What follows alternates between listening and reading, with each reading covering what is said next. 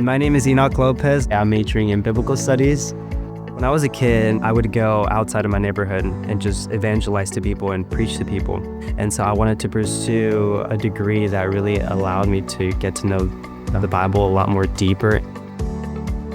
One of my favorite things about PBA is the care and the love that your professors show here to their students. My Exploring the Bible professor reached out to me, welcomed me into his church, and has given me a bunch of opportunities to be able to serve in student ministry.